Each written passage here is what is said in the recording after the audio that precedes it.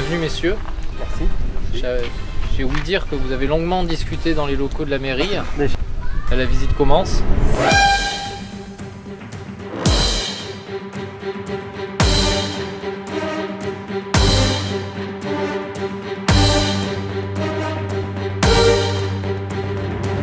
C'est pas mal ce qu'on a vu à l'entrée. Il pleut, les gens ils viennent pas. Hein.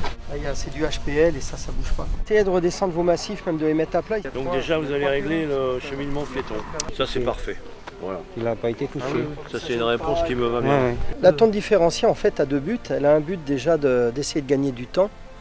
Et en plus elle a un but de favoriser la diversité, la biodiversité. Quand vous tondez une pelouse toutes les semaines, les insectes, tout ça, où il n'y a aucune fleur qui pousse, vous n'avez aucune diversité, aussi bien de la faune et de la flore qui s'installe. On s'aperçoit une zone comme ça, quand vous arrêtez de la tondre, vous allez voir des fleurs qui vont apparaître. Même on a vu hier dans un village, ils ont découvert des orchidées qui sont protégées. Rien que le fait de ne plus tondre, ils ont vu des orchidées sortir de partout. Si vous avez des fleurs d'un seul coup qui sont en fleurs, vous allez voir arriver des abeilles, des insectes pollinisateurs. Vous avez peut-être des petits mulots, des musaraignes qui vont vivre là-dedans.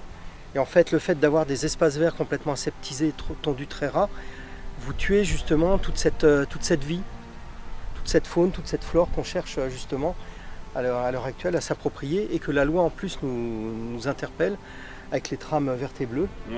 On est obligé d'avoir des corridors écologiques justement pour favoriser aussi la transition, surtout des animaux, de la faune, où on part du principe que les animaux ne doivent plus être interdits en ville et doivent pouvoir circuler d'un quartier à l'autre ou d'un biotope à un autre.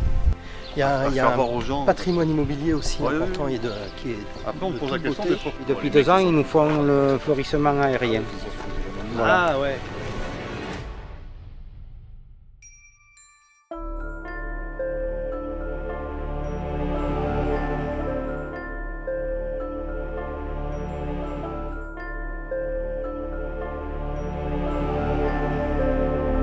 C'est très bien, ça se passe bien. La métropole et les employés communaux, ils ont très bien travaillé.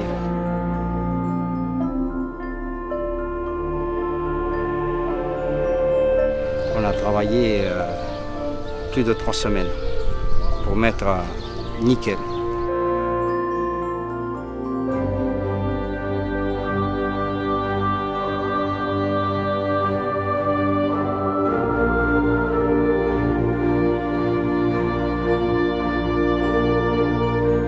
Les Zambésiennes, c'est leurs impôts. Il faut qu'on leur valorise assez.